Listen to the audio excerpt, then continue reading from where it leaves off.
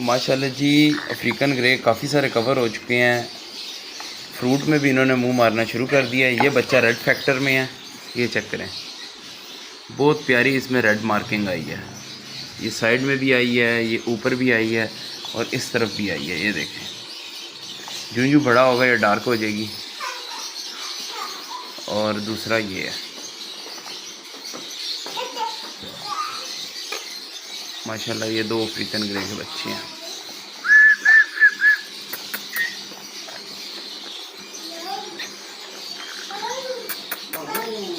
चलो अभी इनको खाना खिलाने लगूँ। ये इनका खाना है।